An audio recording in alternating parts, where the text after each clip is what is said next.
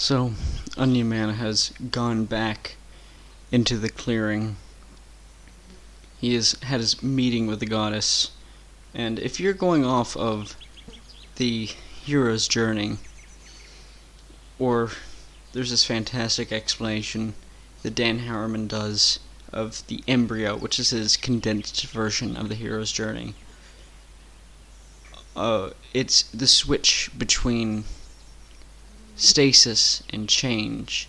It's where the main character begins questioning what has previously been taken for granted. So, I've also seen it in some places that this is a point of reflection, which a lot of the major turns are points of reflection. But this one in particular, I think it is Write Your Novel from the Middle, that says that a lot of major mainstream books, movies, various media have the midpoint being, and this is not scientifically found, but generally in the middle part of the story, there is a reflection upon the main character by themselves. So, Onion Man is on his way to change, and he's grappling with this. So, he heads back into the spooky forest, or the spoopy forest, as it is known by locals. And he has to deal with this knowledge that he is different, fundamentally different, whether he is within the society in which he has grown and experienced most of his life, or with an onion society, or with the universe at large. This is information he must process and continue on with. So he's walking along in the spooky forest, and again he comes across this bullfrog, and he stops and thinks, well, it feels like my previous tactic isn't going to work. So he says to the bullfrog, okay, what's your riddle again? Sorry, I can't remember it. And the bullfrog looks at him, and the bullfrog says, you have some nerve. Like, I'm fucking talking to you, and you just walk off. Like, do I not exist to you?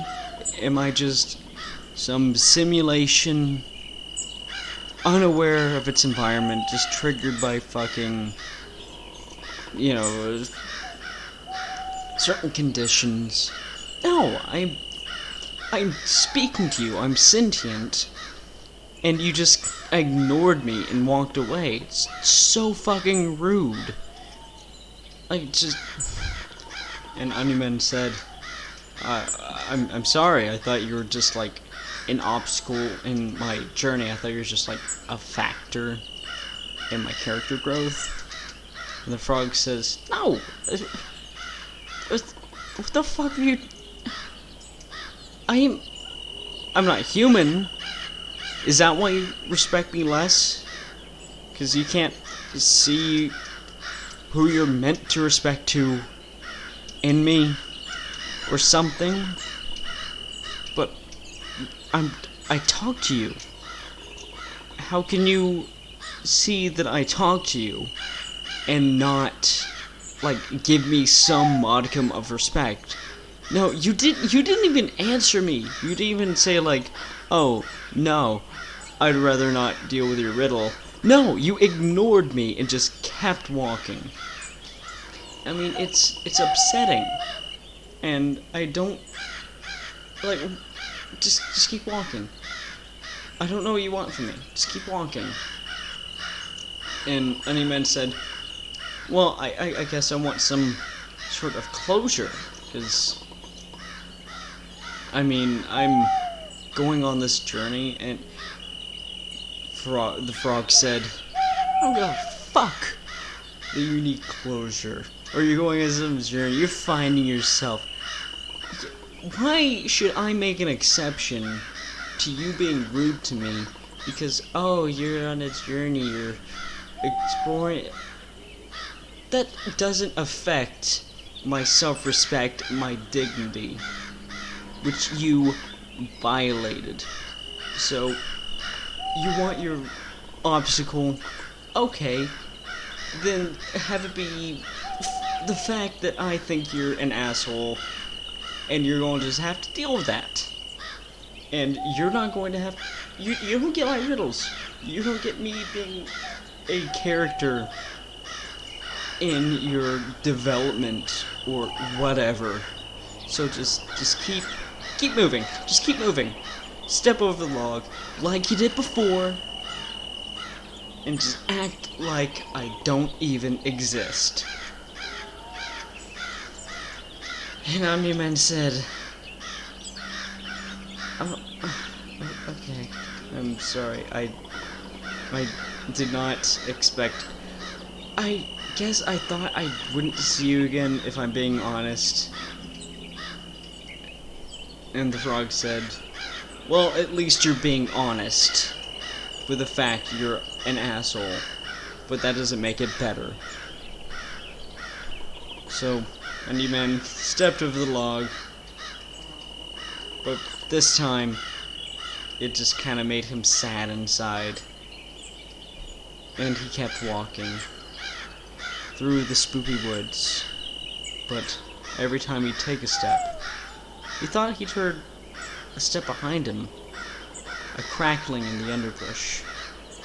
And he turned to face it, trying to summon bravery from the idea, I am different, I am different, I am different.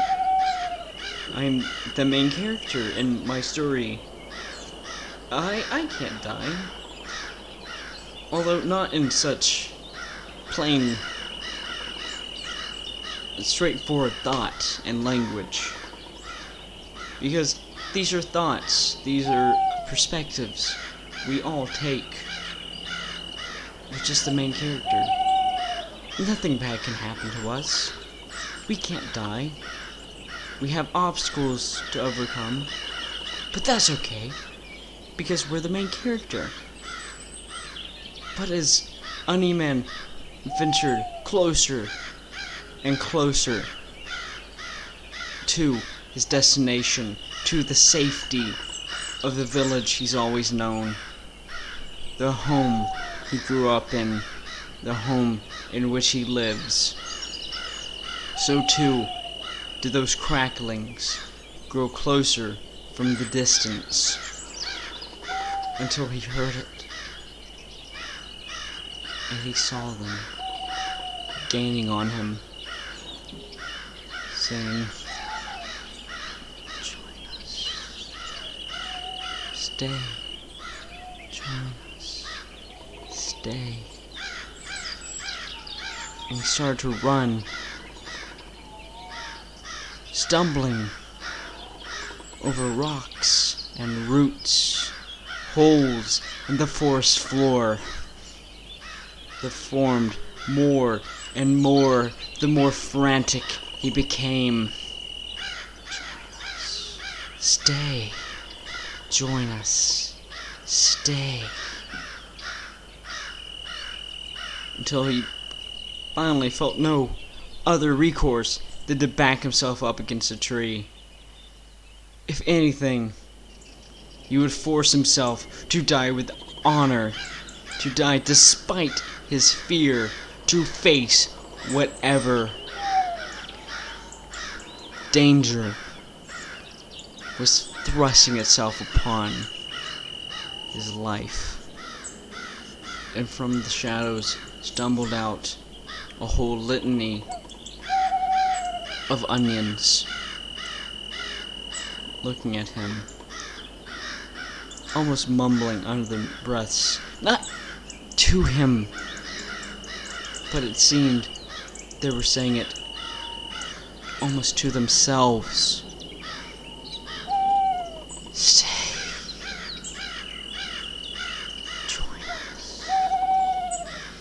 You're one of us. And leave. Stay. And he said, I can't. I'm not one of you.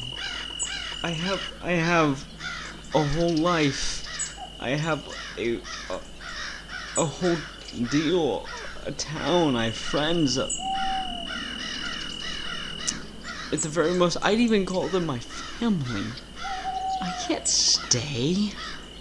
I can't abandon everything I've known for this. And, by the way, since he's going on a journey, we're following a very simple hero's journey, story structure. So, of course, when you've gone to the deep and grabbed the information for change, the deep, the subconscious, the unknown, the darkest parts that you're venturing into aren't want for you to leave, so they give chase. Think Orpheus, the whole, don't look back. So, he's looking into the forest, and a prominent onion steps forth and says, "Oh dear brother, what have you beyond here? People who will tactily ignore what makes you unique. People of whom you are completely different. People who will not acknowledge that difference too overtly. They will keep that difference to themselves. They will judge you for it. They will treat you differently because you are different from them. Why would you want to go back to a world in which they think you do not belong? I will not say that you do not belong, because I trust you and I love you. And you belong where your heart says you do. But I cannot understand you feeling belonging among people who do not see that in you." And Onion Man said, "Well, that may be true, but I have received great kindness and guidance and love from those in this community. I've never received hate, and I can only assume that there is love for me as I have for this community. I have a stark choice between being different in a world in which I'm accepted, and being the same in one in which I am not. Because either way, I will be different. Even if I join the Onions, I didn't grow up there. No one knows me. I would be more alone than if I were among the humans." And the Onion stared at him and said, "Well, you're free to go. You're free to make that decision. But keep in mind, you're leaving behind a people who would grant you that freedom, who would bestow upon you, without knowing you, the trust to decide for yourself." With which we hit the turn into Act 3, the major setback. If you enjoyed the story and you want to hear more, there'll be more posted every Wednesday. And every Friday, there will be a podcast talking about a video posted, a Q&A, and whatever topic I decide to talk about. If you want to support this, there's a Patreon, first Wednesday of the month. A full version of the next story will be posted to patrons. The links are in the description, and thank you for watching.